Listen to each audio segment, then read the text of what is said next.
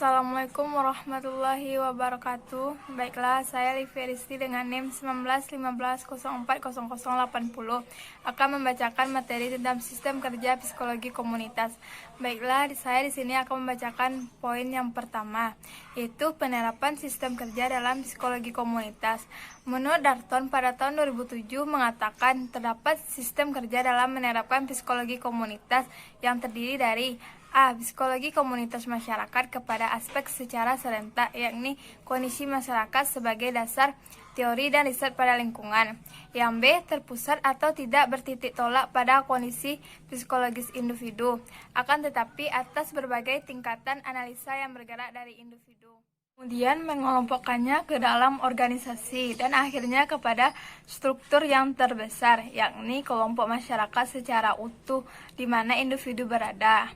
Yang C, psikologi komunitas meliputi atau cangkupan jangkauan yang berupa setting dari substansi dari suatu area atau daerah komunitas. Dari ketiga rasa tersebut, di atas psikologi komunitas dalam menganalisis permasalahan, individu memiliki keunikan tersendiri, dimulai dari kondisi individu itu sendiri atau kemudian mengarah kepada suatu pergerakan sosial, masyarakat, ataupun sebaliknya. Psikologi komunitas lebih berorientasi kepada tindakan preventif atau pencegahan. Maknanya psikologi komunitas berusaha untuk mencegah permasalahan yang terjadi ke depan dibandingkan menunggu permasalahan.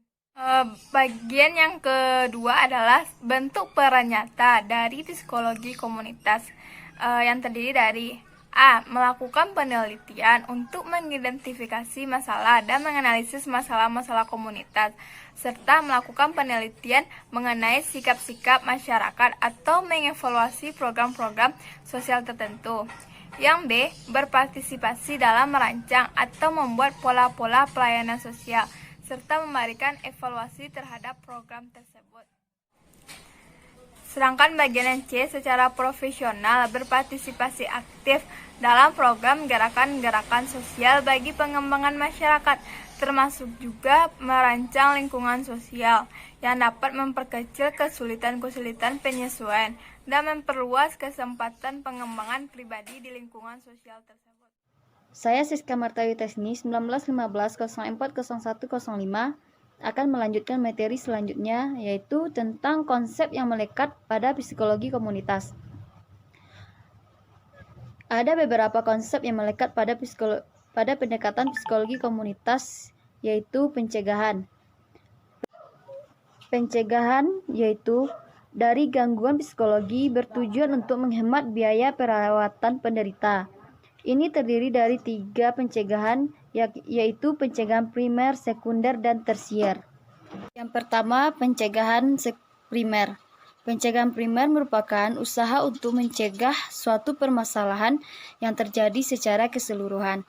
Hal ini biasanya merujuk pada aktivitas yang dilakukan oleh masyarakat yang sehat, di mana bertujuan untuk memelihara atau meningkatkan kesehatan fisik maupun emosi. Contohnya seperti mengajarkan keterampilan mengasuh dan memberikan bantuan kepada anak dari orang tua tunggal, meningkatkan program sekolah, mengurangi diskriminasi, serta pemberian gizi. Yang kedua yaitu pencegahan sekunder. Pencegahan ini merupakan usaha untuk menghilangkan permasalahan seawal mungkin sebelum permasalahan tersebut menjadi berat dan menetap secara terus-menerus. Contohnya seperti pencegahan dan melakukan deteksi secara dini dan pengobatan individu. Yang ketiga, pencegahan primer. Pencegahan primer merupakan sebuah penanganan lanjutan yang ditujukan pada permasalahan yang telah ada. Contohnya seperti pendampingan psikologis. Selanjutnya, pemberdayaan manusia. Pemberdayaan manusia dalam masyarakat bertujuan untuk mempertahankan kesehatan dan mencegah munculnya gangguan-gangguan psikologis. Selanjutnya, hal-hal yang perlu diperhatikan dalam pendekatan psikologi komunitas.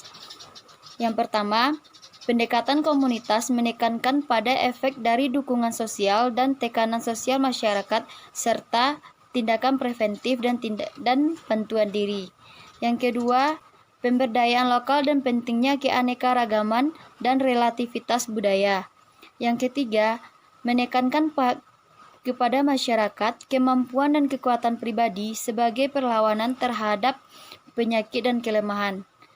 Pada intinya, pendekatan komunitas tidak meletakkan gangguan di dalam individu yang terganggu dan juga tidak secara totalitas menyalahkan lingkungan. Akan tetapi, fokusnya kepada interaksi orang dengan lingkungan, mengidentifikasikan peran dan daya lingkungan yang dapat menciptakan atau mengurangi masalah individu, dan kemudian memusatkan diri pada pemberdayaan individu dan kelompok individu untuk lebih dapat menyesuaikan diri dengan keadaan yang dihadapinya.